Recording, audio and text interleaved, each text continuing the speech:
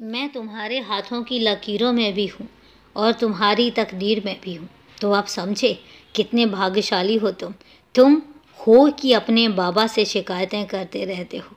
मैं इन लकीरों को नहीं मानता हूँ, बिल्कुल नहीं मानता हूँ, पर तुम मानते हो, इसलिए तुम्हें तुम्हारे शब्दों में बता रहा हूँ। कई बार तुम कुछ ऐसी चिंताओं के बारे में इतनी गहराई से सोच जाते हो जो असल में है ही नहीं है और ना ही कभी होंगे। जब मैं बैठा हूँ और मैंने कहा है कि तुम निश्चिंत रहो, तुम जब जहाँ जाओगे मेरी मर्जी से जाओगे और तुम्हारे ऊपर मैं एक आँच भी नहीं आने दूंगा, ये वादा मैं तुमसे करता हूँ। क्योंकि मुझे पता है तुम्हारा इरादा कभी चालाकी का नहीं था, तुम्हारा इरादा कभी किसी को धोखे का नहीं था और इसलिए तुम्हारी सुरक्षा की जिम्मेदारी मेरी है।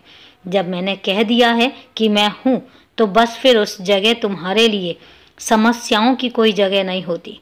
तुम निश्चिंत रहो, मैं सुनिश्चित करूँगा कि किन लोगों को तुम्हारे आसपास या तुम्हारे साथ रहना चाहिए। इसके अलावा जिनको मैं इजाज़त ना दूँ वो तुम्हारे आसपास भटकने भी नहीं पाएंगे। याद रखना, तुम्हारे आसपास और तुम्हारे साथ साथ कौन रहेगा ये मैं सुनिश्चित करूँगा, क्योंकि मैं हर तरह की बातों को सुन सकता हूँ। चाहे तुम बोलकर मुझसे कहो या चाहे तुम अपने मन में कहो, तुम जो भी कहोगे, जो भी सोचोगे, वो सब मुझे पता चलता है। वो हर बात मुझ तक पहुँचती है। मैं तुमसे अनजान नहीं हूँ, मैं तुमसे अनभिज्ञ नहीं हूँ। इस बात को समझो और इस बात को समझने की कोशिश करो और इस बात को जान लो।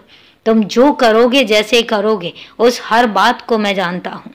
जब तुम्हारे मन में कुछ अच्छा ख्याल आएगा वो भी मुझे पता चलेगा, जब तुम्हारे मन में कुछ बुरा ख्याल आएगा तो वो भी मुझे पता चलेगा, और तुम्हारे अच्छे ख्यालों को बढ़ावा कैसे देना है ये मैं देखूंगा, और तुम्हारे बुरे ख्यालों को कैसे तुमसे दूर करना है मैं ये भी सुनिश्चित करूंगा।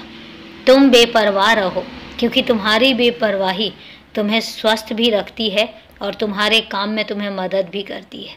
बाकी परवाह तो मुझे करनी है, कर लेने दो। तुम निश्चिंत रहो, खुश रहो, और अभी के लिए शुभ रात्रि मेरे बच्चे।